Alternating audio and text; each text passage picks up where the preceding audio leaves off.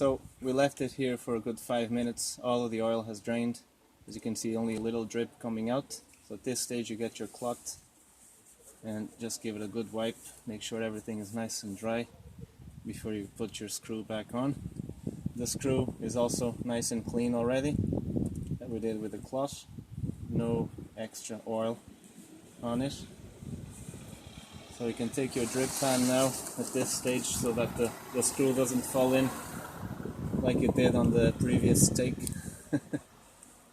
And we're just going to put the screw back in nice and gently by hand.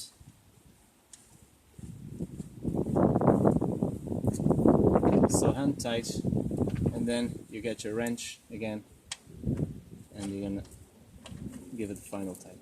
Nice and snug, not too much, don't kill it. And it's all back. Okay guys, so we finished with removing the oil. So we're going to go now to removing the old oil filter, which is right here. It's very easy to see the filter down below, right in the front. Okay, so you're going to have to go underneath, because even though it looks quite easy to access, it's pretty tricky actually.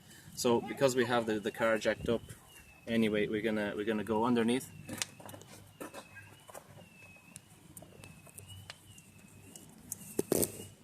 So you can do this with your hand. If you get a very good position and if you have rubber gloves, you will be able to undo it just with your hand. Otherwise, there's several tools in car accessory shops that you can buy to help you undo the filter.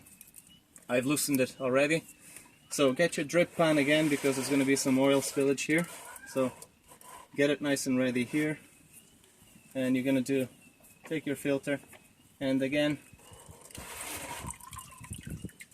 as you are undoing it, apply some pressure in so that the oil doesn't start pouring out at you.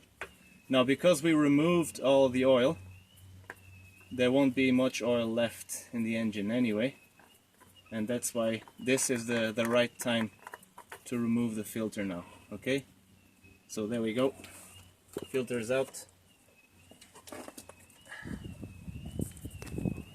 and as you can see, actually still a decent bit of oil left in there. Okay, so we have the old filter, as you could see guys, and we got our new filter already.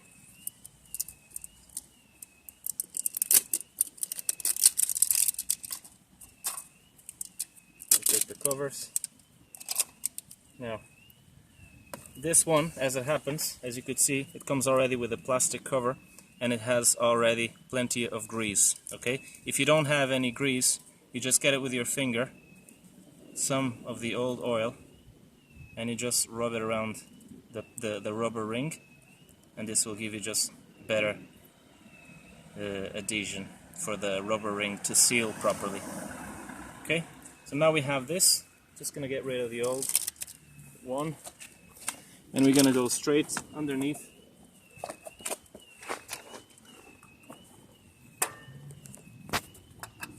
And you're gonna start by hand again. Some pressure in, no rush.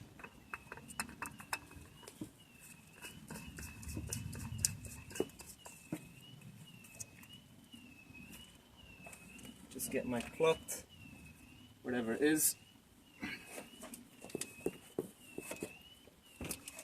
So give it a good wipe all around. Make sure there's no remains of oil.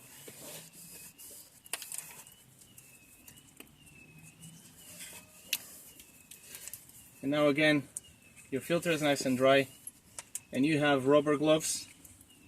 So you're going to give it a good final tight, nice and strong, nice and snug. And just by hand is okay. You don't need any tools to do this. Even if you do have it, it's not really recommended because you could tighten it too much. So just by hand with your rubber gloves, that should be enough. Okay, and that's your new oil filter in place. Pretty straightforward, like I said.